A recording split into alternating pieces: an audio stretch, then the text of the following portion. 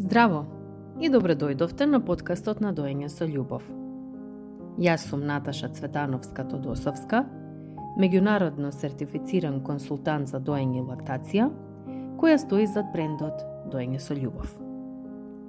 Во овој подкаст наискрено разговараме на теми од секојдневието на семејствата, погледнати низ призмата на доењето. Денес зборуваме за една тема која често предизвикува многу прашања, дилеми, а и силни емоции, а тоа е доење за време на бременост и тандем доење. За некои семејства тоа е сосем природно продолжение на нивната доенечка приказна, додека за други самата помисла отвара прашање дали е безбедно, што се случува со млекото, како се чувствува постарото дете, дали мајката може да се справи со сите тие работи истовремено. Осем практичните аспекти, значи оваа тема е исто една тема која што длабоко ги допира односите во семејството, промените низ кои поминува самата мајка, начинот на кој што и исто така едно дете се подготвува да стане постаро братче или сестриче. И токму затоа се радувам што денес со мене е Елена Джебар, магистар психолог и автор на прекрасен подкаст за родителство и мајчинство. Тоа морам да го споменам, бидејќи подкастот на Елена е нешто што навистина вреди сите да го слушнете. Со која што ќе разговараме за малце и незиното лично искуство ќе го слушнеме, но и ќе разговараме за емоционалната страна на ова патување. Пред да навлеземе во самава тема подлабоко, дали во твојата работа се среќаваш со мајки кои дојат за време на бременост? Дали си се сретнала досега некој да ти сподели такво искуство или со тандем доење нешто да се почувствувала нели некако? И што и тебе еве лично што највеќе или дали нешто те загрижи на почетокот кога нели дознаваш за следна бременост, а во моментот доиш? Искрена, Наташа, прво фала ти што ме покани на оваа тема и искрено и драго ми е што ја отвараш, затоа што сметам дека има многу општествен притисок и веројатно и не ни имам среднато некаде во Македонија да некој зборува баш на оваа тема, освен кога станува збор за близнаци. Значи, тоа е друг тип нели на тандем доење, а кога збориме за доење каде што имаш едно дете кое што е поголемо, кое што е новороденче, не сум сретнала. Во мојата работа немав сретнато додека не се соочив со моето искуство. Сега последнава година, откако и јас се отворив да зборувам на оваа тема, ми пријави само една мајка, а искрено јас најголемата подршка што ја најдов во периодот кога бев бремена ми беше ти и ми беше уште една другарка, која што го имаше поминато тоа искуство и која што ме насочи што се јас да правам, каде се јас да истражувам за да можам да се поддржам.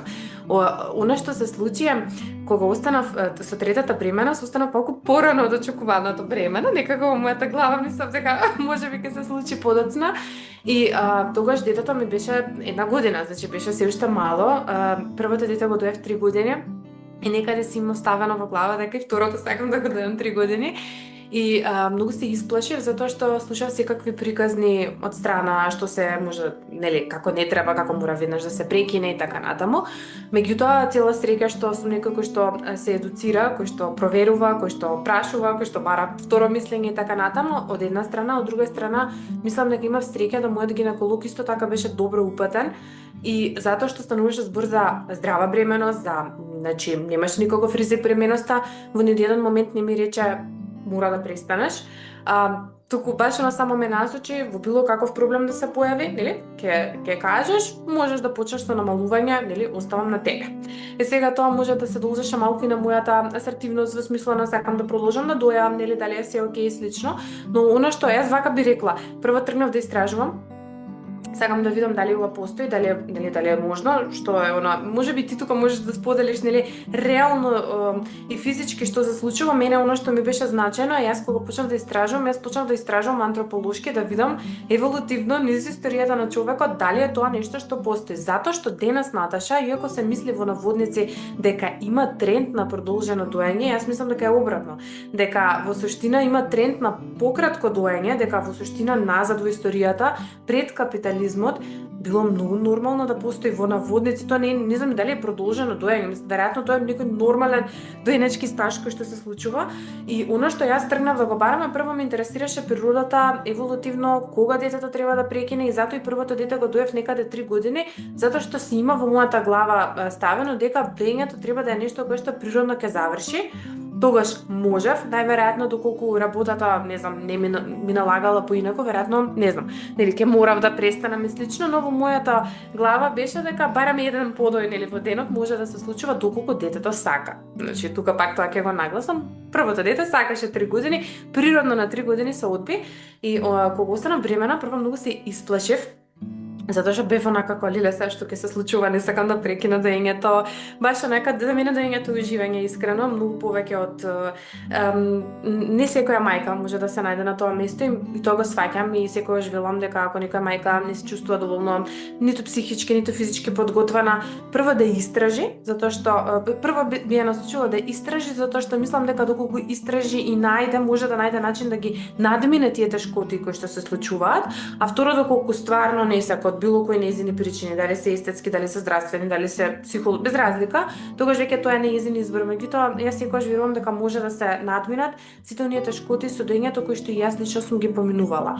Она кое што ми се случи на почетокот во бременоста, доењето се продолжи најнормално, немав никаков страв, бременоста беше добра, меѓутоа некаде околу 4-5 месец, мислам дека не знам дали потполно снемам млеко, но знам дека млекото баш онака се намали и веројатно последните месеци од бременоста имаше dry nursing, некој суво доење како го викате. Да. Тоа е, ама тоа е и природен процес, значи веднаш ќе напоменам на мајките да не се секој пати кога некој ќе ми пише мајка, нели останав бремена, сега сакам да продолжам понатаму со доење за време на бременност, што да очекувам. Значи првите симптоми кои што викам, првиот да кажам така симптом кој што може малку да не извади од колосек и малку и она желба што викаш имам јака желба да си продолжам со доење, малце тука е првата онака сопка на патот кога знае самото тоа чувство и допир на нашите гради, нели, на брадавиците да биде многу по изразено заради болно е промени. Да, најнаш повторно да има, значи да има непријатност, онака да чу, леле како ме боли, зошто ме боли повторно, а детето на пример се цицане е нормално, значи немаме корекција на фатот на града да ја фаќа поинаку градата за навистина да боли, туку едноставно хормоните тука си го прават своето. На мајките им викам издржете, ако мислам тоа не е некоја болка која што не се издржува, меѓутоа е некоја така непријатност, така како не, зошто? Не се налагано, исто како во ПМС кога болат гради. Некој налагано се ли дали почеток на бременост, самите гради се поосетливи. Поосетливи се општо и значи има мајки кои што значи зависи тоа колкава е бебенцето, тоест детенцето веќе претпоставувам што цица. Ако е поголемо, имат многу ако е помалок, имат поинтензивни подои, знае да биде по така, нели, почесто да иритирано мајката во текот на денот. Ако е само еден подој, на пример, дури може да ја релаксира, она што викаме кога се бебе окситоцинот, детето, окситоцинот блискост и така да се релаксира, дури да и помага. Сега работата е, нели, затоа викам, тоа е првата сопка на патот што може да се појави, не значи дека ќе биде така, но може да се појави. И кога ќе се појави таа сопка, трае кратко. Значи не трае не знам се колку долго време за да треба не знам човек да се мачи. Првиот триместар само по моје искуство искрено така некако по првиот триместар се појавува, кај некој мајки трае недела две, кај некој можеби месец дена, значи тоа секој пат викаме индивидуално, кај некој не се ни појавува баш до толку во таа мера да нешто посебно го почувствуваат. И тоа е првиот момент кога мајката дури може да одлучи тука и некој пат, значи стварно сега има мајки што викаат менува стварно ми е непријатно, не можам. Сосема во ред, значи no judgment, вала Богу.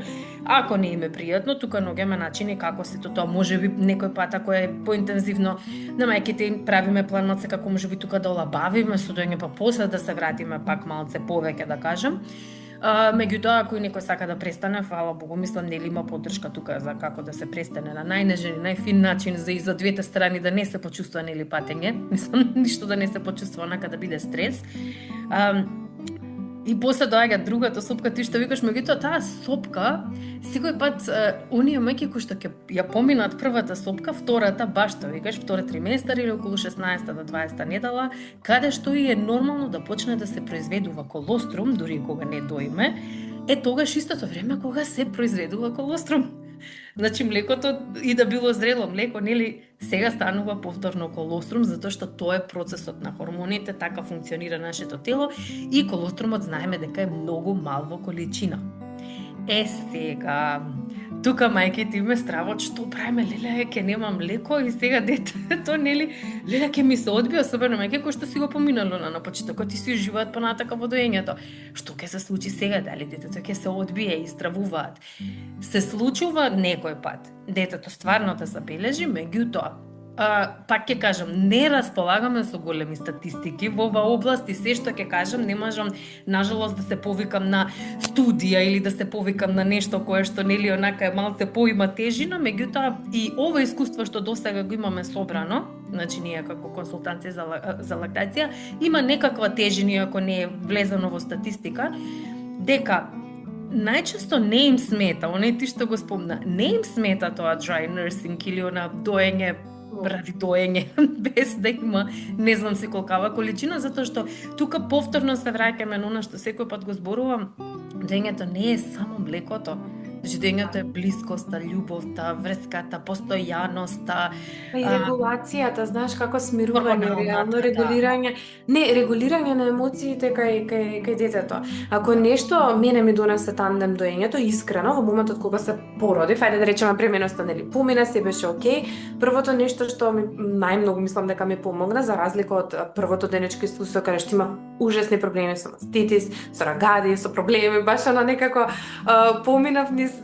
Јас знаеш како си викам, ќе родев 10 деца, 10 пати ќе родев, ама болките од рагадите и од тоа што ми се случуваше со лош пат, со незнаење, јас влегов потполно неспремна, значи за првото дете за тоа и мислам дека ќе бев спремна дека самиот шок одново ќе ми требало во моментот нели да поминам низ сите тие некои фази, мислам да научам, да видам, да знам како да го држам, што да правам и мислам дека она што толку ми дојде со леснотија, значи сега со третото доење, имав искусен дојач, нели, некој кој што беше пумпа во наводници, она што кога и имав надедување големо на млеко или слично, че имав некој кој што ми помага, немав потреба од пумпа, фактички третиот пат. Од друга страна немав никаков проблем со рагади, проблем, навикнување на брадавиците, омекнување или слично, че едноставно баш онака граите беа подготвени, нели, за да дојде бебето, а нешто што психолошки многу ми донесе, настрана од моментот дека прва немаше многу голема љубомора затоа што детево не му дојде шок. Значи не му дојде многу голем шок реално, бидејќи продолжи да си дои, продолжи да се цица, само што едно цице беше за него, друго цице беше за бебето. Мислам баш така некако си се поделивме. Многу ми беше помош во целото и хаос за регулација. Значи, колку и да звучи смешно, во наводници себично во тој момент начинот на кој што хаосот сам сепак 3 деца се наеднаш, хаосот најлесно и си го регулирав така што кога да имаше плачки, нервози или слично, моментот кога ќе дојдеа да цицаат, значи бебето на едната града, поголемово на другата града, или некогаш и посебно, меѓутоа на почетокот многу често беа заедно, затоа што и нормално природно се јавуваше таа љубомора кај поголемото дете, па чека сега што прави бебето, па како, па мој и слично. Во моментот кога ќе дојдеа на града, цела која се смирува. Значи, се смирува, се окей, децава седат, мислам, за мене тоа беше баш онака момент на релиф, знаеш, на буквално олабавување, каде што ќе знам, ова е алат кој што имам и секогаш во моја глава си велам, алалта име на жените кои што не дојат, јас не знам колку се силни тие жени што прават, меѓутоа, буквално, значи, реално, доењето баш беше алатка на смирување и од друга страна мислам дека многу полесно се помина целата таа транзиција, знаеш, од типот на бебето што прави, како прави, поголемово не се осети никогаш запоставено во тој период. Тука морам да донесам нова сопка, ми се појави аверзија, ми се појави многу силно гадење, но цела среќа бев предупредена од другарка, што ти викам што стварно многу ме подготви за искуствено ми ги сподели сите овие моменти и затоа мислам дека е многу важно да слушаме. Прво ме стави во секакви групи, мислам сите се на англиски, амерички и слично, каде што не читав Наташа само доење на 2 деца, него од типот на трудна сум, трето или четврто пат неколку деца, нели на помала разлика зборам што се, максимум веројатно некаде до 5 години претпоставувам дека од прилика некаде максимум, но онака баш жени кои што тоа е 3 деца и јас бев ко вау, мислам, ова е нешто што толку малку го зборуваме, толку многу срам има тука, толку многу, јас знаеш, седам и си викам, жениве не се срамат полуголи да шетаат по улица, жениве не се срамат да прашуваат секакви прашања, не се срамиме да правиме секакви лоши дела, меѓутоа се става срам дека ти сакаш да си го доиш детето. Искрено, иако сум психолог, иако сум во наводници оперирана и на што ми се другите и слично, кај мене многу ми беше незгодно, на луѓе, особено луѓе кои што знам дека не се отворени, да им споделам дека двете ги дојам. Мислам, баш онака ми беше као типот на ај не морам да ја отворам оваа тема сега, нели, за да не мора да се објаснувам и да се правда. Мислам, тоа стоев, меѓутоа верзијата кога ми се јави, она што мене ми помогна, ова него да давам како совет, чисто за да го споделам што ми помогна, беше да пијам поголема доза на магнезиум, ама секако ова е нешто кое што си го разговарав и со, мислам, со доктор, не го земав онака на своја раз, не преголема доза, но во моменти кога ми се јавуваше и мене стварно ми помогна, така што јас мислам дека верзијата што се јавува, верзија, што значи како изгледа таа верзија, да понекогаш буквално толку се чувствуваш преплавено да ми се добива дури и нагон на повраќање или едноставно не сакам во моментот да дој, особено поголемото дете. И мислам дека тоа е некоја природа веројатно нели за да се заштити млекото, претпоставувам дека за едното дете, но од друга страна оно кое што ми се докаже и покажа дека станувало збор за недостаток на минерали. Во случајот беше магнезиум. Јас не можам тука многу стручно искрено да навлегувам, но кога ја појачав дозата на магнезиум, мене ми се намали таа верзија потполно. Да, јас дури можам да кажам дека и денес кога сум преплавена, сам веќе не ги дојам двете одамна, ке година и нешто, дојам само едно дете, но една година доев тандем. Така што во текот на таа година неколку пати ми се јавувала таа верзија и секогаш била присутна кога сум или преморена, или кога сум гладна, или кога сум жедна. Искрено најчесто ја поврзував сепак со телото, односно телесно дека нешто се случува и дека само телото ми дава сигнал дека е време за некаков одмор. Не знам ти што имаш стручно да споделиш на таа тема, тоа е начинот на кој што јас се справував со таа верзија. А верзија поретко се јавува вака, меѓутоа е многу нормална. Значи исто така има една многу позната IBCLC консултантка за доење, која што и самата раскажува дека со последното, значи прво има близнаци, уште трето, ќе му дојде или втора бременост, трето дете и уште едно дете. И на најпоследното дете баш и се случува верзија и нема врска ни со тандем доење. Значи буквално на крај се случува и некоја верзија. Јас сега пак ќе кажам исто и во нашата бранша, толку малку имаме и ние на располагање, толку малку луѓето навистина сакаат нели да вложат мислам се вложи уопшто во истражување во оваа област. Меѓутоа верзија е пред се, онаја што имам читано е исто така и психолошка реакција, меѓутоа преку заради телесен и ментален стимулус кој што едноставно ни е премногу. Даден момент ни е премногу во моментот кога и не е секој пат само телесен, значи меѓутоа и телесното контактот е тригер на некој начин, меѓутоа и она што многу често го викаме overwhelming моменти во смисла премногу звуци од околината цел ден со деца, играчки тропаат, правиш ово, мораш да го завршиш ова, мозокот работи турбо за да размисли што све треба да го организира, како да го организира денот. Затоа викаме верзија и многу поретко претпоставам се јавува одма на почетокот после породувањето, кога некако ментално ти ова повеќе веројатно го разбираш, кога некако и самите знаеме да си дадеме оддишка, да, после породување сум под стрес, јасно ми е. Меѓутоа понатаму некако како да губиме оправдувања, мислам да губиме. Општеството не притиска дека треба сега и ова да направиш и она да направиш, да играш со поголемото, да го средиш помалото, да сготвиш, да средиш, да направиш. Можеби треба да почнеш нешто со работа, така. Денес имаме терет од социјални медиуми и така натаму. Едноставно се чувствуваме преплавени и сето тоа знае исто така и да се одрази и од допири, онака не сакам веќе никој не да ме допре, ми треба малце мир, умствен и телесен. Затоа што на пример и нели знаеш како е со детенце кое што цица се качува, па цица во вакви позиции, не е мало нагоре надолу. Ама ова трае кратко, знаеш што сакам да го донесам само да знаеш зашто ова сакам да го споделам, да не се откажат мајки, имам многу искуство со мајки кои што се откажале од доење и кога сме разговарале на терапија, ми го донале тоа дека ја чувствувале оваа верзија.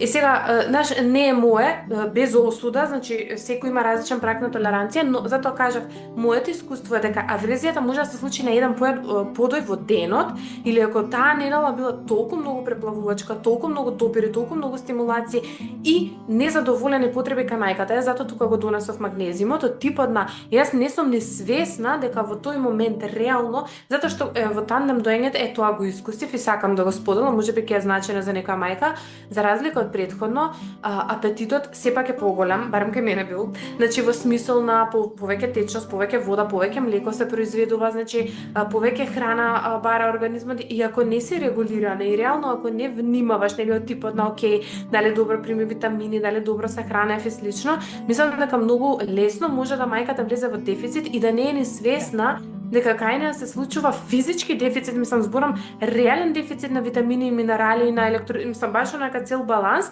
да тоа после тоа се одразува и на психички но она што ми го донесе што го сватив, мислам дека тоа е капацитетот на една жена, Наташа, да се носи со сето тоа, од друга страна баш онака капацитет да може и да храни, меѓутоа и да смирува и да регулира две деца истовремено, без да се чувствува љубомора, без да има нешто каде што е негативно, лошо, да, знаеш, она моментот на патење дека јас се морам да прекинам, дека сега мора да престане доењето, иако имаше периоди големото знаеше, значи во текот на таа година да во наводници претера, нели да понекогаш баш онака бара почесто да се дои, почесто да цице, сите оние фази на привикнување на бебето и слично. И тогаш знаело да биде тешко за мене во смисол да ги поставам границите, ама па знаеш како се учат и граници, затоа што во тој момент приоритет сам и нормално и имало млеко, мислам фала Богу, знаеш, има мајке веројатно имаат проблем, кај мене немало таков проблем, имало млеко, мислам никогаш да не нели остане гладно бебето или слично без разлика колку ќе дојат и мислам дека ова ќе го потврди дека мислам кај поголемиот број на жени, претпоставувам дека колку поголема побарувачка, нели толку повеќе едноставно градите создаваат млеко и дека не е проблем затоа што многу често еве тие прашања ги добивав искрено, па добро нели ќе му го исица цело млеко, па нели како ќе остане млеко за друго дете, па како демек знаеш дали добро се наело. Со првото дете ги имав тие стравови, со второто веќе не, благодарение на еден доктор што не знам кој е тој доктор, меѓутоа беше стар доктор што кога си го однесов детето на вакцина и вика, ма нема ли да го измерите? И ме погледна само вака и ми вика, шо му фали на детево за да го мериме? Ама така беше моце, наш вака дури дрзак, а шо му фали на детево да го измериме? И јас вака седам и го гледам. Ще го гледам детево, го гледам буци така, знаеш, со бучиња, со све, па не знам, ја научена дека детево треба, искрено, ова не го кажам, може малку ќе излезам од рамките на професионалност, но искрено, Наташа, имам чувство дека толку многу сме и се жени оптоварени, зашто кога работам со таза мајка, толку многу е оптоварени и толку многу дава адаптирано млеко затоа што мисли дека детево не напредува. Јас не знам дали треба да сте погласни вие или еве апел од мене.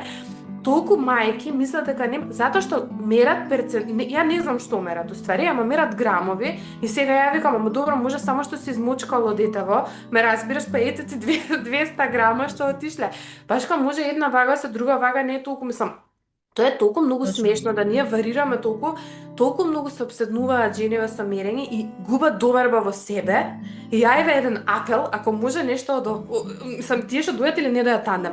Значи, тој доктор, Господ здравје да му даде, сигурно веќе во пензија, не знам, појма немам кој беше, меѓутоа беше онака стар доктор што така убаво ми плесна во лице, што му фали на детето. Значи, ние не можеме да седиме и грамови да мериме и да гледаме и што ти го гледаш детево, има полни пелени, весело е, игра, се развива најнормално. Зошто побога јас да го мерам и да се замарам дали се здебелило 700 грама или 900 грама или who cares? На крај на детето кој е здраво детево.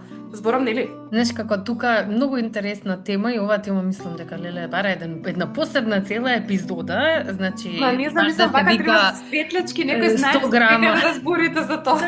Што е таа? Знаеш како работата е што е толку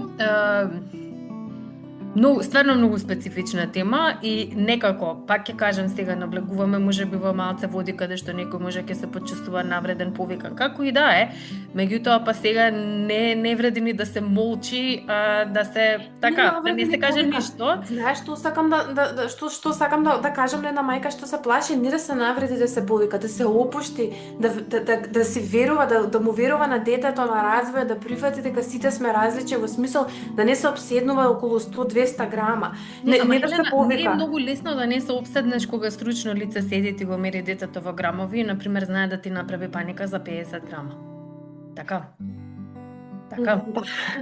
Да. Затоа викам, не беше за тој муабет, туку за овој муабет беше да не се почувствува некој нели повикан и се, меѓутоа многу често се случувало, значи здравието на детето, успешноста на доењето, на некој начин ова е многу длабока тема, затоа што и успешноста на родителството на самиот почеток ти стартуваш како родител, доаѓаш дома за 2 недели, се враќаш на болница, нешто не функционира и наеднаш индиректно е муабетот, ти дадовме дете дома, многу мајки така се чувствували, иако е многу можеби чудно ова да му го кажеш некому, меѓутоа многу се чувствувале така, ти дадовме демек од болница, ти го дадовме детето дома средено направено и ти се враќаш, види детето не напредува како што треба.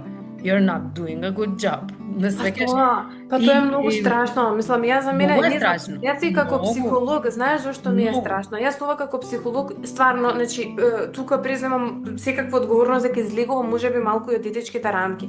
Ние како општество толку многу почнавме да правиме притисок во последниот период. Една мајка не може да се опушти да дои. На една жена треба да се опушти, не можеш за 2 недели да имаш доволно добра тежина. Освен ако не е тоа екстремно. Значи постојат ситуации кај што мајката навистина нема млеко, верувам дека има запушени канали, нема доволно млече, нели секакви ситуации постојат, тоа е толку мал процент. Искрено по мое мислење, многу доенечки приказни прекинуваат затоа што мајката е толку под стрес, што има толку многу кортизол што не ни може да се поопушти млекото. Затоа што сме обседнати со мерки, со броење наместо со поврзување. А поентата на целото тоа доење и можеби психолошкиот аспект ако го донесам доењето, на првите 6 месеци е примерна храна. После тоа не е веќе толку многу, нели, во функција на храна, колку што е во функција веќе и во регулација, во поддршка, во намалување на болки.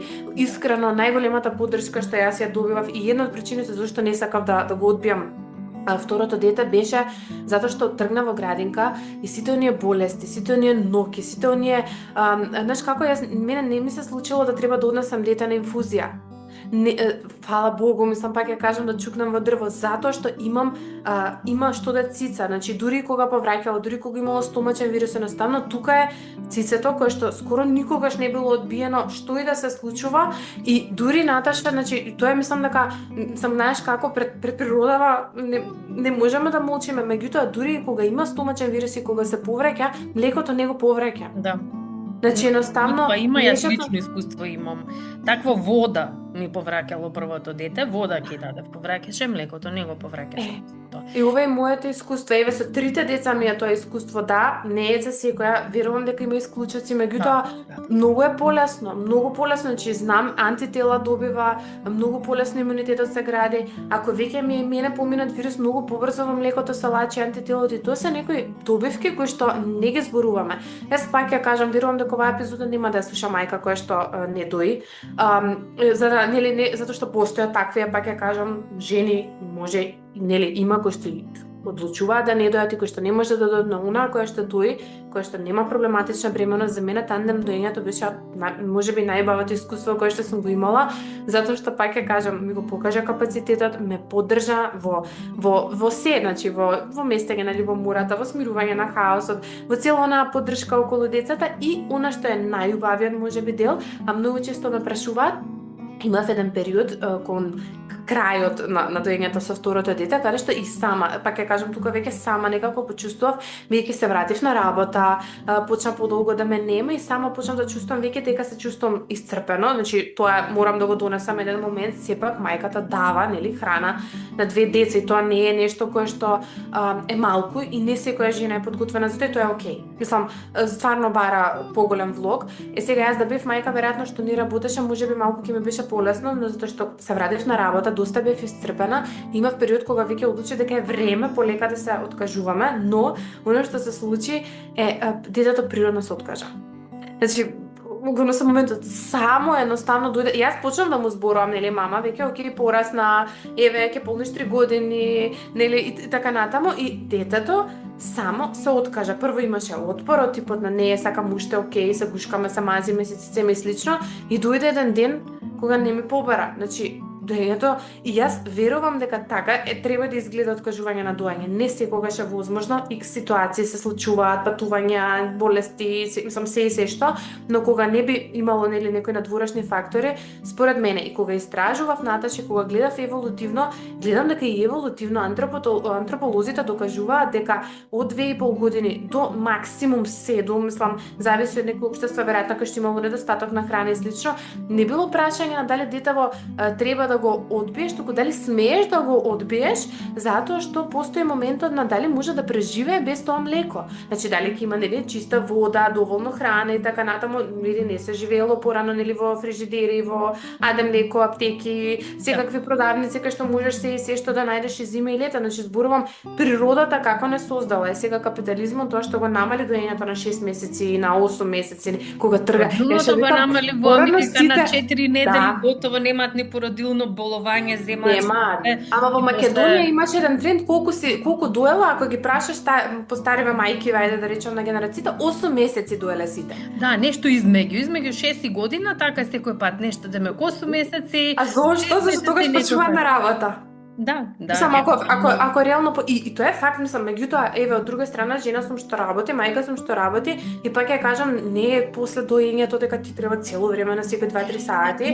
Тоа е работата што многу мајки, леле, знаеш кога ќе ме сконтактираат, и обично ме контактираат кога се, да речеме, 3 месеци после породување, активно дојат, и сега веќе, особено мајки, нели, денес ние многу сакаме скроз да сме со сите планови веќе средени, унапред. Тоа не може. И ќе ми се јават некај 2-3 месец, вика, бе, знаеш како, јас ќе мора да се враќам на работа. Демек, што сега, како со доењево, треба ли да се прекине? И например, многу често ќе прашам, кога се враќаш за месец-два? Не, вика, таму на кај 9-10 месеци. И знаеш што е, онака, секој пат што сакам тоа да им го донесам на мајките, луѓе, до 9 месеци, колку работи ќе се сменат, колку се ќе се смени, вашето секојдневие џабе би правеле муабет на 3 месеци, за 9 месеци. Ќе имате сосема друго бебе, нема да го имате бебе во што е сега. Значи, нашите деца во првата година ненормално многу се менуваат и растат. Значи, доењето расте. И затоа викам, доењето многу е лошо кога мајките го сваќаат концептот на доењето како рутина што треба да се вметне во одредено секојдневие и да се следи, затоа што е се само не рутина. Се само не дел од некаков си ред или некаков си распоред на денонокието, затоа што доењето е едноставно комуникација, врска. Она dry nursing моментот комплетно и го потврдува сето тоа. Значи, детето сака блискост, затоа што едно нешто што во принцип го сватив си во овие години е дека ако се ставиме во позиција на бебето, сите сме биле, ама сега свесно да се ставиме во позиција на едно бебе, на едно новороденче, колку тоа се менува, колку цел свет му се менува, светот и да не се менува, бебето како го гледа и восприема светот се менува секојдневно. Такви промени ние како возрастни да имаме константно. Јас мислам, ти психолошки можеш да кажеш, мислам дека психолошки ќе се мрднеме затоа што нас на луѓето ни треба константа. Ни треба барем нешто во секојдневието како си доаѓам дома и овде знам дека сум мирна. На мозокот му требаат познати шеми, познати работи за да може да се регулира и да се смири. Премногу нови работи, премногу непознати работи и нас како возрастни ќе не извадат и емотивно, значи, она што викаме толку многу ми се смена работите, не можам да спијам, премногу бев возбудена, не можам да спијам. Значи, замислете на едно бебе, како цел свет му се менува, меѓутоа има само една константа. Мирисот, мечиното млеко, доењето. И тоа е секој пат што викаме на константа која што оди и тука се смирува. Ова му е домот, затоа што и домот му се менува. Значи звуците, боите, се му се менува, ама мирисот на мајката, телото на мајката, млекото се една константа. И затоа викам доењето е баш она што викаме местото каде што е дома, каде што бебето се смирува на телото на мајката. И тоа е многу важен концепт да го сватиме, а не аха, чекај вака, чекај така. И нормално е, ќе се менува, таа врска ќе се менува, колку повеќе децата ќе бидат надразнети, да кажам, стимулирани од околината, толку можеби повеќе ќе сакаат да цицат. Колку помалку, толку помалку ќе сакаат да цицат. Значи, тоа ќе биде нешто што се менува, затоа на 3 месеци ние не можеме да знаеме како ќе изгледа врската на 9 месеци.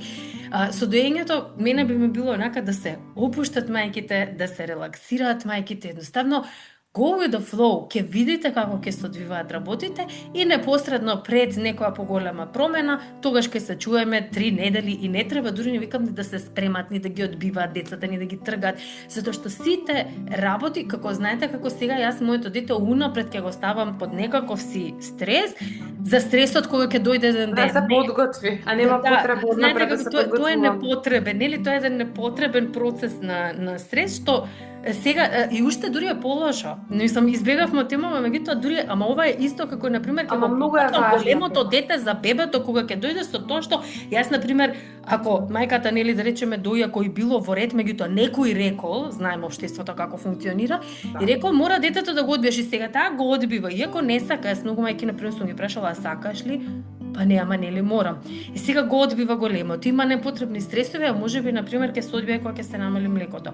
Можеби самото што викаш природно ќе се одбие кога ќе види ова е за бебиња, јас не сум бебе веќе, колку психолошки имаме моменти и приказни такви. Ова било за бебиња, бебето цица, зашто нема заби, па јас не икам да цицам, види јас колку сум големо дете. Природно доаѓа. Ако ми дозволиш, многу сакам ова да го донесам и фала ти што ја отвори оваа тема. Што се случува сега во светот? Премногу се форсира независност од многу мали нозе и многу родители, за жал, затоа што понекогаш тоа доаѓа и од стручните лица, затоа што понекогаш стручните лица и морале да го прават, и мора да го прават тоа што го прават, зависи нели во какво општество се живее. Кога дошол капитализмот, ова морало да биде. Некогаш се, знаеш како, па и отворено ќе кажам, некогаш се учени, недоучени, јас стално велам, како велам ја не сум детски терапевт и ти тоа го знаеш, нели баш и пред да почнеме тоа ти го споделив од типот на јас развојна психологија сум учела. Јас дури по развојна психологија и на тоа место и дипломска сум правела и многу сум сакала, меѓутоа јас сум продолжила во друга насока. Имам нели различни насоки и нормално е дека и јас сум учена недоучена во некои делови кои што можеби ги знам малку подобро нели од некој кој што воопшто не го учел, меѓутоа таму јас не можам да бидам експерт. И што се случува? Морам да отворам книга, морам да проверам, морам да побарам или да речеме не работам со психози, морам да отворам и да проверам. И ова се случува кај многу луѓе, искрено во денешно време, особено кај доењето, каде што и стручните лица се учени недоучени од типот на знам за доење, меѓутоа чекај малку, јас не сум специјалист за доење, нели онака скроз да знам консултант, ова ти што го учиш реално и што сте неколку, фала Богу, сега во Македонија, за да стварно и не имаат време да се посветат. Наташа, знаеш, ја разбирам дека не имаат време. Ја 5 минути можам да те видам тебе како пациент и нели да ти кажам што е скроз окей. Тоа не зашега не се разбираат, меѓутоа не можат да влезат навнатре, нели да бидат баш онака и да диагностицираат што се случува и така натаму.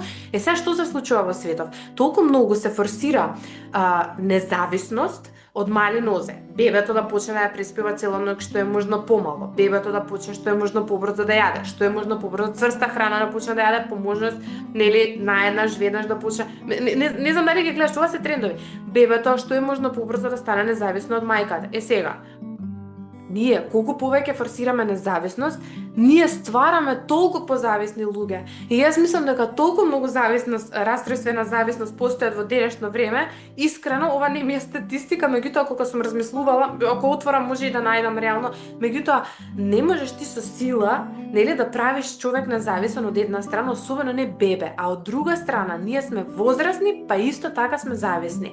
Не можеме да живееме сами, ние не сме самотници, ние живееме со други луѓе и како возрастни луѓе нас не е потребен партнер, пријател, дете, колега, психолог, ментор, разбираш, учител или нешто, мислам, баш онака родител, па без разлика, мислам, колку сакаш има и години, потребен ти е се уште родител, за да не смири. Значи, ние не треба постојано да сме под стрес дека треба да се саморегулираме цело време. Во ред е да прифатиме дека некогаш не е потребна корегулација. Како возрастни, и сега ти што ова викаш, а не па како дете, каде што се уште нервниот систем не е добро регулиран, каде што најдобриот начин за регулација, најдобриот начин за поврзување, доколку има воспоставена, нели, лактација е токму доењето, затоа што доењето е првиот допир кој што го има детето со љубов.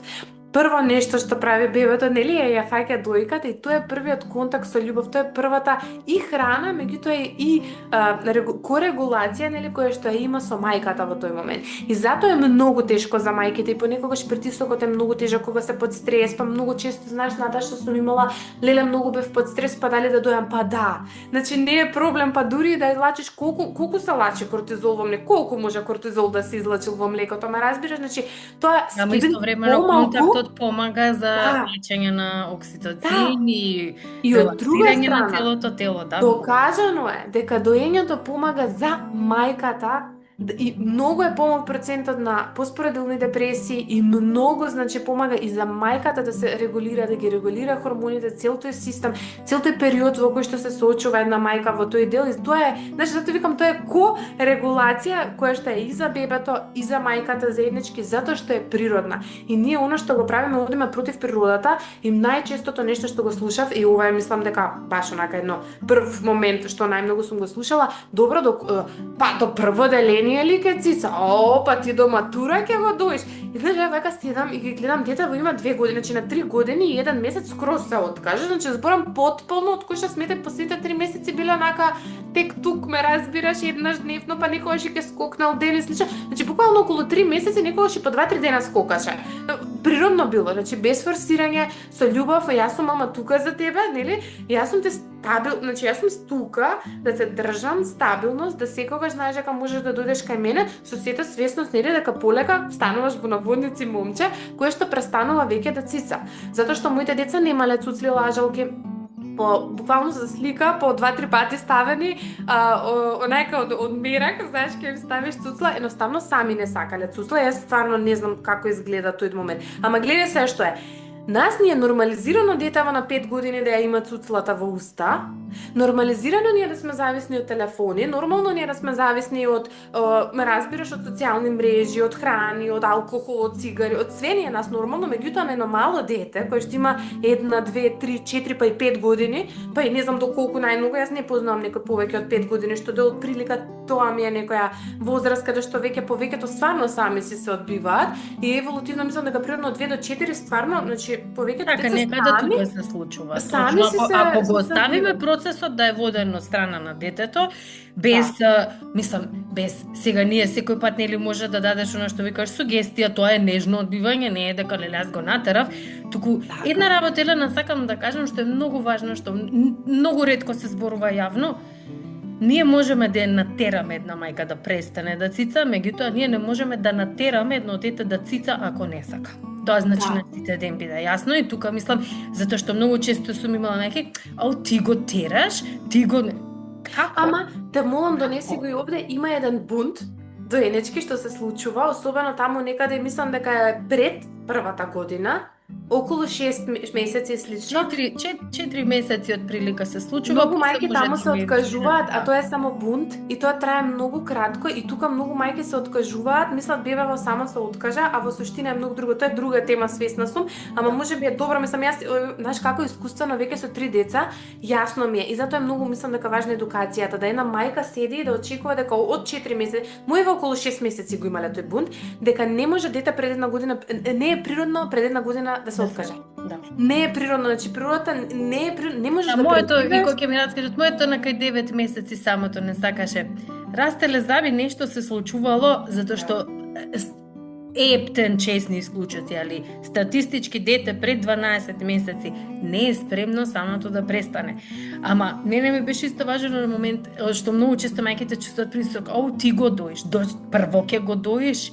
Значи не дека дури мајка ако сака детето кога ќе каже не, ние не можеме да го натераме, нема присилност во оваа врска, значи стварно нема особено не од страната на детето кај што ниту сваќа општество, ниту сваќа едно друго, само се искажува што му треба, така мислам и како се чувствува. Па доаѓа кај мама, кажеш мамо ми треба безбедност, ми треба поддршка и всушност таа поддршка кога им даваме на детето, не мора да ја сега само во функција на доење, ама сега тука и сега збориме за доењето. Доењето како алатка нели на кога им даваме таа сигурност, кога им ја даваме и дозволуваме таа зависност од нас, затоа што е природна, тие стануваат до многу понезависни понатаму во животот. Ниту некој моје дет, ниту памтат, да ти кажем, еве двајцава сега бебево не, бебе 2 години ке полни. Ама уште си го викаме бебето. Значи, сега големиве не ни знаат, не ни памтат како цицале. Ме разбирам, че тоа поминало, меѓутоа јас сум сигурна дека натре нивните буквално нервни врски и сето тоа што се случило знаат дека имале сигурност тој период. И затоа викам, не можеш ти да нормализираш цуцла лажливка, а на ова да му се исмеваш. Знаеш, од типот на окей палче да цица, окей цуцлата да ја има, окей сопчиња, благи, секакви работи. Цуцла многу интересно, значи направивме пластично страно тело што го ставаме во устата на детето. И До тоа е 2 окей. години 3 оди шета, разбираш, Ама на 5 да го носи за да затоа се што на смири, 5 требало да заспие. Не, на 5 веќе мислам Има, верувај ми, значи до после 5 година години е, меѓутоа има да, проблем со разбирам. тоа и со говори слично, значи Заби со се јасно. Ама сакам да кажам, сето тоа, например, е до некаде леле сладко, гледаме деца со цуцлички на Инстаграм и така натаму, меѓутоа нели истовремено ако едно дете фати дојка за да се смири, е готово, проблем или било што, не знам, да, многу како општество, знаете како, мислам, и на сите се обраќам, не е само општеството и притисоците, туку некој пат треба едноставно се да затишиме и вака да застанеме и само да погледнеме и да бараме логиката низ нештата, не да се иземеме од сето она што спонтано сме го гледали уште како мали куклите што немаат цуцли за ставање и такви работи, значи да се иземеме од сите влијанија со кои што сме растени и задоени и ние, туку едноставно само да застанеме и она многу суво, сирово да видиме пластичен елемент во устата на детето или мајчина дојка. логично и критично размислување. Мене тоа ми мислам дека е една од во наводници како јас некогаш се го доживувам како мисија која што треба да го носам и да го зборувам гласно на секоја тема, а тоа е критичко размислување, да размислуваме како возрастни луѓе и како кажа. Прво правам длабоко истражување, не истражување од дојле, значи зборам длабоко истражување, гледаме Валдуцевски, барам природа и секогаш одам историски да видам што се случувало, затоа што секогаш скоро се наоѓа одговорот во историјата. Значи што се случувало во тој период, што нешто се сменило и паднало, што било во тој момент модерно и слично, што бил маркетингот, што е оно што нели се наметнало и зошто се наметнало. Второто, си го правам истражувањето на мене, на моето семејство, мојата околина, мојата желба секако и можност. Трето, стручно лице од типот на чекај малку како ти кажав, значи јас имав веројатно да крваре во бременоста или да беше некој височар, мислам висок ризик, веројатно ќе морав, нели? Да. И тогаш ќе работев со психолог дека сум морала да се откажам од нешто што било убаво за мене и за детето. Тоа друга болка ќе било. Меѓутоа фала Богу се било окей, значи само проверувам, гледам дали е окей и после тоа секако со поддршка, со насока од сето тоа што го знам, јас веќе критички бирам и размислувам дали пластикава е окей или мојата дојка е окей. Јас пак ќе кажам не дека детето јас сум го изгладнувала и не јадало, нели? Значи тоа е најнормално, меѓутоа тоа е реално за мене за цуцла, која што се во наводници за мене за цуцла, која што не е само за мене за цуцла, каде што има детето добиваат и како многу витамини, минерали и се што е потребно, нели? Мислам дека тука да не влагам во формулата на млекото, меѓутоа ќе се согласиш дека толку многу е мудро телото на жената, но она што мене многу ме поддржи, ме помогна, сега не зборам како психолог, сега се зборам нели како Елена, како една мајка, особено кога отидовме на првиот одмор летој, значи бебево новороденче, не знам дали, не 30 дена, 40 дена дали имало нешто така, еве во јуниор, значи толку, немала не 40 дена веројатно, и сега нели со другово дете кое што има само што наполнати 2 години, одам на одмор и тоа идеш на плажа барат, особено па нели во костим за капање, си па тука и видливо е повеќе некако. И јас вака некако си со муќев, седев и си викав, можам да седам и да ги гледам погледиве што ги имало, во Македонија бевме, веројатно да бе во странство немало никога да се заврте, меѓутоа седам и си викам, дали можам да ги гледам овие погледи сега како леле, види, леле, да си правам филмови во глава, или можам да си ги гледам како, вау, види оваа мајка, дои 2 деца, вау. И јас искрено, не знам како гледале, меѓутоа во мојата глава јас така си застанав, како вау. И си го кажував тоа, мислам, колку се звучи дадеше смешно, но сакам најискрено од душа, онака од срце, отворено што сум мислела, дека е вау, дека дојам 2 деца. Тука се ги дојам 2 деца, си ги сакам, си ги љубам и не се срамам од тоа што сум топла мајка, присутна мајка, тука сум со моите дечиња и знаеш, 2 деца ми се деца кои што никогаш не примеле адаптирано млеко, затоа што сум била доволно поддржана и психички, меѓутоа и стручно, знаеш, ја ти памтиш тебе колку ти пишував за тандем, сам јас реално не влегов во ова, сега знам све, па ајде ќе пробаме туку. Ти пишував, те прашував, истражував, нели барав, прашував искуства, влегов во групи за искуства, влегов во форум на поддршки каде што стварно можев нели да ги видам сите оние недостатоци што ќе се случат, а од друга страна психичкиот дел што си го правев е тој. Вау, јас сум мајка која што успела да е присутна, мајка која што му помага на поголемово дете полесно да се справи со транзицијата, да не чувствува љубомора, да не чувствува губење. Тоа ми беше едно и од прашањата што сакав баш онака да ги потенцираме, затоа што и многу родители се прашуваат за тандем доење, да ми што ќе се случи кога ќе се роди веќе бебенцето, нели ај за време на бременост ако поминале ни сите оние осуди од општеството, каде што слушаме на различни моменти, му даваш на детето сега хормони од бременоста, му ги зема хормоните на помалото, зема снагата. Му даваш течно злато. 2 пати, луѓе колку пари даваат за колострум, течно злато е, значи толку пари, луѓе специјално милионери го даваат за да се подмладат, за да се здрави, за да... Слично јас вака си викав, му да, блазеси му на второво дете 2 пати пиело колострум. Да, значи тоа и нормално тука би потенцирала, пак, здрава бременост, значи нормална бременост на почетокот, немаме ризици, немаме ништо каде што за тука викаме може да продолжи доењето. Сте надминале нели момент на чувствителни гради. Дури сте го надминали моментот со колострум и се. Значи сите оние што вика моменти ги надминувате, меѓутоа колку лесно се надминуваат осудите од општеството во смисла ете даваш хормони, тоа значи нема. Мене многу лесно, Наташа. Јас само и тука би напоменала, ти убаво го донесе за време на твојата верзија на доењето со 2 деца, меѓутоа и за време на бременост, кога се дои, убаво е да се внимава на пренаталните витамини, значи да се внимава на сето тоа заради тоа што повторно ќе кажам доиме и плюс растеме бебе. Многу да се две пази на работи се калциум многу кај важни. жената. И за време на бременост и понатаму, јас баш во моите работилници, пошто имам 2 посебни, слични се, ама не е исто, значи како се подготвуваме за доење на близнаци, што е еден вид, нели ти го спомна на тандем доење, и како се подготвуваме за доење за време на бременост и тандем доење. Таму убаво имам цели поглавја посветено, значи убаво им објаснувам на мајките за пренатални витамини, за да се грижиме за исхрана, особено и после да не заборавиме се, затоа што многу убаво го донесе тоа, значи таму многу убаво го споминувам, што треба само малце повеќе да не се подзаборавиме и чекај телото, пошто знаеме да се подзаборавиме, ама имаме тело да се земе, значи твојот курс е злато, искрено јас го поминав, знаеш, мислам, јас го поминав и со второто и со третото кај тебе, значи се забораваат некои работи, стварно се забораваат, особено основните, така што еве искрено топла препорака секоја жена која што планира тандем доење или која што планира бременост, помала разлика на децата, неочекувана бременост или што да се случи, прво да помине таков тип на едукација за да се подготви за овие пречки, за психички, затоа што кога ти едукативно, значи кога ти логички, когнитивно ќе знаеш што те следи, многу полесно и психички ќе се подготвиш. Да, тука само за пример. Имам една веки пријателка, мајка која што со првото се запознавме, работевме со второто веки и станавме пријателки, пошто овие работи кога долго работи човек. Мислам дека истата е таа што минава по, а веројатно не сум сигурна. Не знам ти за кој, ти знам за кој зборуваш. Да, многу ме помогна, значи. Знам за кој зборуваш. Не, сега мајка која што баш сега се породи пред како му тоа веќе 3 недели, изгледа напред бебче. И двете исте предвремено родени бебиња. И сега да замисли предвремено родено бебе, значи на првото со кој страв влегуваш, со што со едно друго, за второто вака само вика, јас сум скроз смирена.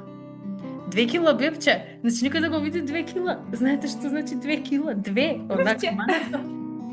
Супер си е, вика, не пушти ја дома, нема потреба од ништо, се си е топ, јас ке си го дојам. И оди на преглед и тука викаат, па добро, не е лошо, ама ти сепак да дадеш ова, да дадеш. Добро, доаѓа, јас ќе си го дојам, вика. Знаете која самодоверба е? Значи во момент да ти каже мајка на 2 кила бебе, не 3, не 3, нешто. Ама знаењето е сила, знаењето е моќ. Да ти каже, да, затоа што ја знам, јас гледам како цица, вика, го слушам дека голта, па ги бројам пелените, ќе се вратиме за 7 дена, викам, врати се, еве не за 2 недели, за 7, чисто уште еднаш на контрола, па не знам колку карина бебче, во никој 200-300 грама. Значи, сакам да кажам, момент на мајка која што има поминато низ едукација, знае од прилика, има искуство, тоа е нели секој пат плюс, меѓутоа не само искуство, каде што може би нешто случајно клапнало, што викам супер се воспостави и после проблеми со второто не знаеме кај тираме, туку стварно има искуство и знае како оди што оди, беше нели делот и курсевите и се. И како сум застанала вика добро.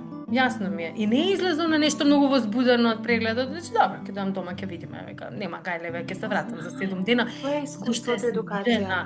И затоа викам едукацијата игра голема улога, али она што сакав да те прашаме следново, баш пошто го напомена сето тоа.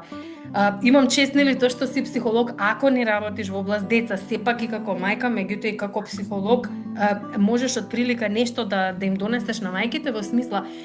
Многу родители се плашат, нели, ќе помине преминоста, меѓутоа кога ќе дојде поголемото дете, љубомора, не љубомора, како изгледа доењето, дали ако сака повеќе да цица, значи поголема љубомора, како да одговориме, значи што да очекуваме од тој, мислам што да очекуваме, се може да се очекува, меѓутоа кој беше твоето искуство вака да ми кажеш, дали нешто се забележа, дали помогна на пример тоа што првото дете сепак не му беше кажано не готово, ова е за бебето, па да се почувствува тргнато, така мислам, нели, за тоа, да ми кажеш малку за тоа како беше. Епа, дело тоа зашто сакав да дојам и подолго и зашто продолжив тандем беше затоа што сум свесна за психолошките, значи позитивни последици, нели, односно придобивки кои што се случуваат кога прво доиме на здрав начин. Ја затоа викам тука психологијата доволно ме поттикнала да ја знам што е природно, нели, а што е оно што за жал не е наметнато, или од друга страна некогаш имаме нели ситуации кои што не ни дозволуваат.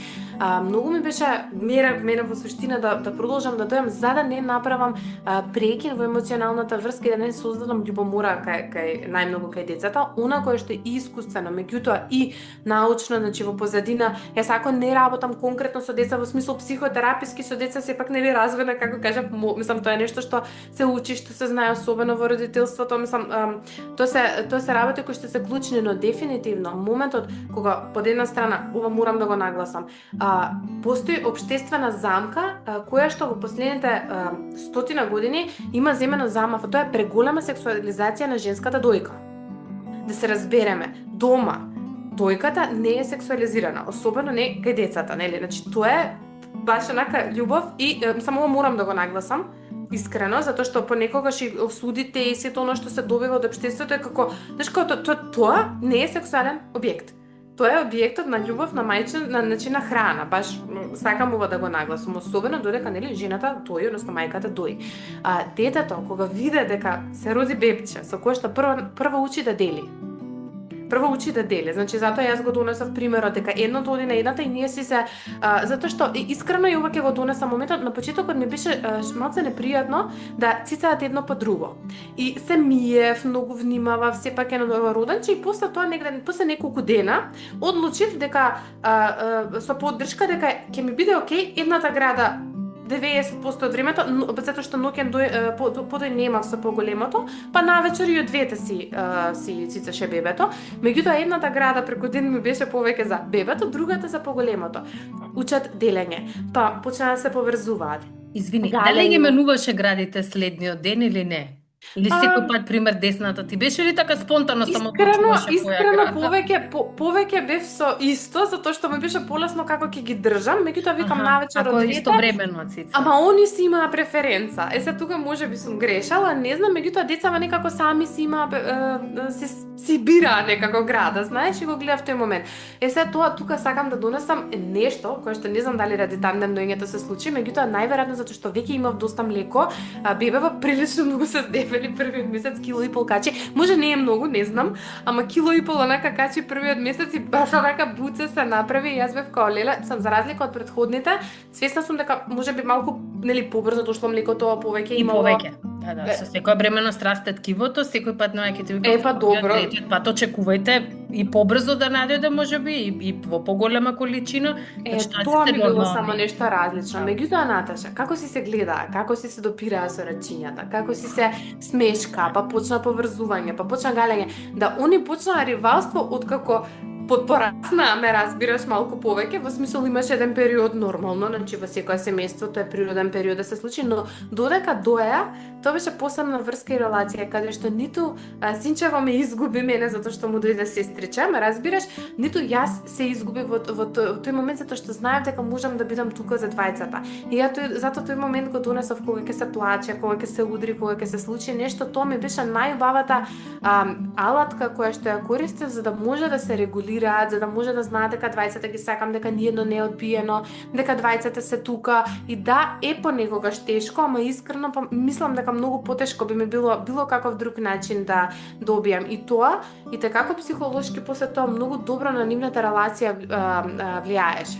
Знаеш, немаше такво ривалство дека се изгуби нешто. Значи продолжи, а детево како почна нели природно поминуваат месециве, ти што викаш само доаѓа, јас сум веќе голем, нели? Ја веќе не сум бебето и природно престана децица, никогаш веќе не побара, ниту се скаравме, ниту тензи, ниту плачки, ниту не знам што, ниту мастит, ниту проблем, во смисол нешто да ми се случи со лактацијата, едноставно најприродно телото си знаеше што да си прави. И затоа тука кажам дека психолошката подготвеност, едукативната подготвеност на жената се може да ја помогне. Значи, нема тука проблем, граѓите сами, нели помалку после тоа почнуваат да произведуваат, нема да има никакви проблеми кога си опуштена, кога не си стегната, кога не стравуваш, кога не се плашиш. И тука кога би влегла, знаеш, баш тоа го гледав и го истражував доста многу што и на самодовербата многу понатаму помага. И сега ова не е нешто што можам да кажам дека кај децата е така, меѓутоа истражување кога читав, кога гледав, сама кажуваш малку истражувања има на овие теми, но многу значително помага и на самата, нели, на самодовербата кај децата, на сето тоа местење и секако на таа пак ќе го нагласам ова, што поголема зависност, тоа поголема независност кога ќе пораснат. Затоа што не ја губат безбедноста. Ние мислиме дека што понапредно е дете, што порано прооди, што порано прозбори, што порано само спие, што порано дека тоа е подобро. Значи ја не викам дека е подобри полоша, меѓутоа, тоа не треба да форсираме ние независност кај ниедно дете. Детето кога ќе се чувствува подготвено да се пушти, ќе се пушти. Наше е да ние ги крепиме, да ние бидеме тука. Знаеш како е моментот на паткање, колку знаеш дечиња што они веќе можат да одат, ама вака за малото прсте ќе се држат кај мама само затоа што им е потребна таа сигурност и тоа е во ред. Ние затоа сме родители тука да ги држиме за нешто нека да ги фатиме кога ќе паднат за да не се удрат многу. И за мене тоа беше тандем доењето искрено, ако било која мајка сака да го направи тоа и може, нема никаков здравствен проблем што ја испречува, јас со топло срце препорачувам да не се срами, да не се чувствува непријатно, баш онака да си ги употреби можеби овие техники од типот на каде треба да се срамиме, треба да сме срамиме да бидеме лоши луѓе, треба да се срамиме да повредуваме други, треба да се срамиме да баш онака газиме, ме разбираш по луѓето, ама не да се срамиме од љубов кон децата, од давање на топлина, на нежност, на поддршка. Знаеш, можеби време е светов малку ова да го освести зашто да се срамиме. Ова не е нешто за кое што треба да се срамиме. Ова е баш доење со љубов. Толку многу ти го сакам профилот, што стварно е љубов. Тоа е првиот допир со љубовта. Мене многу ми се допадна, значи две работи ми се допадна. Би те прашала за завршница, ако треба со една порака да ги оставиме родителите денес, која би била таа? Јас би сакала да ги оставам со две работи што ти ги напомена. Првата е вака си ја замислив сликата на плажа, нели што ја каже, јас ги гледам и јас бирам како ќе бидам, нели јас бирам каков поглед ќе биде тоа и што ќе се крие за тој поглед, заради тоа што знаеш како Елена, дури да се крие осуда или било што, колку треба навистина да дозволиме таа осуда да не допре, доколку знаеме дека стварно нема основа. Колку ние сме тие кои што одлучуваме, баш убаво тоа прекрасно некако го спомна тука и ми е баш онака заземање денес со мене и за сите мајки кои што го слушаат подкастот. Светот ќе биде каков што е, секакви луѓе ќе има, значи ќе бидеме многу често осудувани кога треба, кога не треба, значи меѓутоа нашиот избор е како ние ќе се сносиме со тоа. Нашиот избор е дали јас ќе дозволам да ме допрат, особено, еве ако навлеземе мислење на некои луѓе што не ме ни познаваат, не знаат ни што правам и се, меѓутоа баш тоа е една, ти многу повеќе знаеш една карактеристика на личноста, колку јас ќе дозволам на вистина работи што не треба да ме допрат и да ми влијаат на моето мислење. Знам дека да си мајка е кревкоста е поголема тука и многу повеќе се изложени се, зашто па доење во јавност една сосема друга тема каде што ние не само емотивно, ти физички си изложен, тоа те прави поемотивно отворен, изложен или пред луѓе онака соголен. Меѓутоа, како ние ќе бираме какви погледи да бидат, да, значи тоа дефинитивно би им го препорачала на мајките да си го земат со себе и да сватат јас бирам дали ова што го правам, ако за мене е во ред, тогаш јас нема да дозволам ничија друга осуда што е неоснована мене да ме допре или да ме извади од оваа убавина, особено моментот на што ми го донесе, извини, 3 моменти, вториот момент ми е онака во момент кога нели хаос и секој дневие, кој вика го прави, кој трча мало бебе игра, фрла с играчки, кенка прави едно друго и онака кога веќе сите толку многу ќе се изморат, ќе се престимулирани, она што викаш моментот на се е тишина, се забави, онака супер. И момент на мири само онака на љубов помине овој ден, помина се и уште на тоа на дополната моментот што ми го кажа, онака ги гледаш како си имаат и контакт. Значи има рибалство, има се. Рачињата, се пушкаат вака. Она љубов и дека уште од мали не учат само играчката делат, туку што е многу моќно. Значи учат и родителите да ги делат, што многу често на пример за први деца знае да е предизвик. Значи многу голем предизвик, да. Детенце, ај второто веќе е навикнато со трето до некаде. Меѓутоа е предизвик особено за првите деца кога ќе дојде второ да сватат ментално, чекај, ова не се само мои родители веќе, туку се и твои, знаеш, и цел тој момент. Али е општо и само да видиш вака како слика е сигурно прекрасно две дечиња кои што покрајете така може да се карале за играчка за едно за друго, ама сега доаѓаат и знаат дека се дома. И концептот да сватат дека домот сте вие, родителите, твоето тело, значи твојот партнер, општо дом, како именка дека е нешто кое што ќе биде на сите заедничко. И баш таа љубов, мислам дека еден прекрасен момент што аз би си го зела со себе. Сега ќе достам, може и се ти украдам. Па не, знаеш како горе долу тоа го каже и тоа е најзначено. Значи ти, јас бирам каква мајка ќе бидам. Тоа секогаш ми било филозофијата. Ничие мислење нели не може да смени љубовта и начинот на кој што и прво и основно го слушаш не само себе, го гледаш и детето и ти тоа го донесе и значајно да се види. Го гледам и детето, зашто детето ако сакала сигурно немала јас сега пошто си имам некаква замисла во мојата глава да го форсирам. И јас бирам како ќе гледам на таа љубов што ја давам, а од друга страна јас имам нешто кое што исто така многу често го кажувам, биди промената што сакаш да ја видиш во светот и ова мислам дека многу често го слушам, ама и тоа е еден дел, она знаеш како многу работам на срам во позадина и секогаш сум викала зашто треба да се срамиме, а зашто да не се срамиме. И кога работам за срам и кога работам со клиенти, тоа е првото нешто што го носам. Дали ова е навистина нешто кое што превредува некој друг, нели?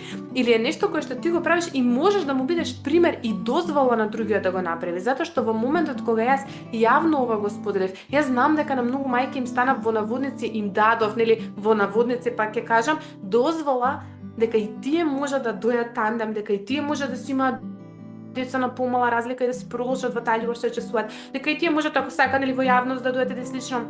Но тоа се некои дозволи кои што е значено да ги даваме. И знаеш, имаме еден друг дел, а тоа е дека многу често најгласните луѓе и не се секогаш толку многу морални. А моралните и овие, знаеш, што се трудат се многу тивки. И има во мене еден во наводници бес, една лутина што знаела да ми се јави на стекот на годините и слично, мислам и од таа лутина, нели многу често знам и да зборувам таа здрава една лутина што се појавува, односно таа ми е показател и доказ дека ако ти останеш во сенка и само гледаш нешто во кое што не ти се допаѓа, нели светот ќе нема примери. Ќе нема да може да гледаш што се случува и затоа фала ти за овој подкаст, фала ти за што ме покани, затоа што мислам дека е многу значајно да некоја жена застане и да каже знаеш што јас тандем и јас уживав и не беше лесно, извинувам, и со првото не беше лесно, не беше тандем, па не беше лесно, нели? Ќе има препреки и знам јас на шала на смеја на блиски мајки што ми се да им кажам што се не си претрпела во животот, какви свине глупости па нема да издржиш, мережеш некој период на нелагодност, непријатност, па барање помош и поддршка за нешто што е најубаво. И не знам дали ќе се согласиш, ама мислам дека само 3 месеци е тешко, можеби во наводници додека да видиш дека се регулира детава мајка во доењето и слично, и после тоа стварно, значи доењето е едно уживање на љубов Не знам дали доењето станува полесно или едноставно човекот, ние како мајки едноставно сваќаме дека идејата што сме имале за се како ќе изгледа треба да ја пуштиме, вака да си замине. Ние едноставно да метаморфозираме, да прераснеме во она кое што не сме мислеле дека ќе станеме, ама некако треба да станеме. Затоа што сите си имаме, верувам, значи тоа е без исклучоци, си имаме некоја замисла кога ќе се роди бебето, особено прво, ќе биде вака, па ќе биде вака, ќе биде вака, што загоени од социјални медиуми, лажно прикажување на секојдневие или во постпородилен период. Да. Ама сите имаме некаква идеја и во принцип затоа викам, после тоа, кога сваќаме дека таа идеја едноставно така, само некоја замисла што нема шанси да се оствари, и со доењето, со се, мислам дека некако едноставно вака само ја опуштаме. И мислам дека тоа е оној момент кога ќе се ослободиме од таа замисла на све совршено прекрасно или не знам, ги знаеш тие Инстаграм моменти. И тогаш вака најнаш се чувствуваме дека дишеме. Да. Дишеме Ама ништо не трае вечно. Јас мислам дека и тоа е моментот, викаш 3 месеци има, сака да се спреми на 9-10 месеци кој ќе се врати на работа. Ништо не трае вечно, ниту тандем доењето, ниту детева јас вечно до матура, нели ќе го дојам како кажав природно, значи тоа се случи во текот на таа година, тоа беше толку природно, толку убав процес. Знаеш како сега гледам назад и си викам фала Богу што бев доволно поддржана, ме разбираш за да го продолжам ова затоа што се друго ќе беше пресилено, се друго ќе беше травма и за мене и за детево, па и за бебево веројатно се што се случува и ништо не трае вечно. Значи, поминува и тој период кога си со расчупана коса, кога тече млеко на сите страни, кога имаш значи поминува и тој период. И ева ме седам тука се надам, окей, изгледам, нели? Така, значи не сум веќе таа исчупана, поминало времето, поминал тој период. И тој дел на ние психолозите често го викаме, уживај во тука и сега, прифати го периодот во тука и сега кога што се најдеш и нема да се грижиш. Ќе дојде период кога мајката и ќе се врати во форма, и ќе може да си се дотера, и ќе може да си се облече како сака. Се во свое време. Се во свое време, кога ќе се дојде, си има време и за ова и за точно. Точно, ама притисоците и сама знаеш од општеството се малку поинакви. Денес на нашава генерација, овие миленијалс што сме ние малце потешко, не знам, да се снајдеме со едно со друго, треба да си вака, треба да си вака, треба да си ова, треба да си она. Општеството ти вика биди вака, ама и не биди истовремено, нели? Мислам, тоа е една сосема нова тема на се јакне мајките, кои што знам ти колку многу ја обработуваш и тоа многу ми е баш ме интересира што ове и завршуваме. Имаш баш нова програма, ја видов пред 2 дена, Матресенција, преубаво име, значи како звучи самото тоа. Еве ќе ти оставам простор малце повеќе да го објасниш, бидејќи баш мислам конкретно ова што го зборуваме и сега на крај. Одамна ми е искрено уште лани почнав правам тест. Јас никогаш не тргам на тоа дека јас сум непаметна и знам се. Прво почнав со тест да видам дали оно што и науката и моето искуство и работата со искрено сум имала повеќе од 1000 клиенти, меѓутоа 500 и повеќе биле мајки. И она кое што го сфатив дека постојат некои репетитивни теми кои што им се потребни. Не секоја мајка има патологија па да мора веднаш да почне со психотерапија, не секоја мајка нели пати од некоја клиничка депресија, слика и така натаму, но секоја мајка мислам дека поминува низ матресценција, односно таа трансформација што носи мајчинството, без разлика дали има бебе или веќе има тинеџер, и без не секоја била поддржана, што викам навремено, така што направив еден програм. Мојата замисла беше дека буквално на еден клик да може да ги има повеќето теми кои што може да стварно ја интересираат и да може да продолжи да расте, да ја јакне таа сила, емоционална писменост, резилиентност, мирување. Баш оно се што на една мајка ја сватив дека им треба заедница, повеќе поддршка, повеќе контакт, така што ете фала ти што го сподели тоа за секоја мајка која што си бара можеби место кое што сака да работи на себе, на својата сила, резилиентност, миреност, трпение, емоционална писменост, може да се приклучи во Матресенција. Баш ме радува и не еднаш имам прочитано кај тебе, се радуваме што те имаме на македонски јазик, особено вака, нели има многу психолози натаму, но стварно се радувам што постоиш и што толку многу даваш за мајките, толку многу даваш и ресурси кои што се нон-стоп на располагање. И стварно сум многу задоволна и ми е многу чест што беше, мислам, не ми е прв пат толку многу текот на година. И мене ми е чест да знаеш секогаш. Што работуваме и стварно некако многу супер. Да, ни оди се во ова. Многу се радувам и дефинитивно повторно ќе те викнам затоа што толку други теми начнавме што и како вредат да бидат малку подлабоко. Јас мислам дека за срамот, за еволуција, има некои теми што е многу важно да се зборуваат конкретно за доењето. Јас и ти сме така визионерки, си го имаме тоа, фала ти многу и ти си една од причините што моите деца цицаат и што цицале толку долго и што стварно се одело, знаеш, онака природно без трауми. Јас така би го донела тоа, без големи трауми и без стресови. Баш оно некако фала ти многу што отвараш и вакви теми. Стварно се значајни. И немаме друга во Македонија што има вакав подкаст. Мене ми е многу мило и се надевам дека и малце повеќе ќе почнеме го во сегашно време јас да сум поактивна бидејќи ете го тоа, нели, мајка си, правиш ова, правиш она, правиш вака, сега нели малце повеќе и се ширам интернационално, па и тоа исто ми одзема голем дел од енергијата, од времето, од се мислам, колку и да сакам толку се 24 часа се во денот повеќе да ги измислам, не можам. Меѓутоа, се надам дека со вакви подкасти, со обработување на теми за мајки кои што ретко можат да стигнат до одредени податоци, особено не само стручни, туку е вака да слушнат едно искуство, како ти што си имала прилика да слушнат искуство. Јас споменав вака беше затоа што тие искуства многу значат. Особено што викаш кога си информирала, кога си знаела што правиш убаво е да се слушни како нели бил исходот од сето тоа, како поминало. И пак ја нагласам, едно искуството е, можеби можам и јас, ама секогаш мора индивидуално да се прилагоди. Мислам, секогаш го кажам, те молам као дисклеймер, некада можеби пиши го и во описот, некој да не стигна тука едно искуство, друго индивидуална нели ситуација. Мислам, никој да не го почувствува искуството, можеби повеќе во функција на инспирација, во функција на инспирација, а понатаму секој својот пат ќе си го одбере, зашто е индивидуален. Барем ти тоа го нагласуваш, што е една приказна меѓу мајката и детето.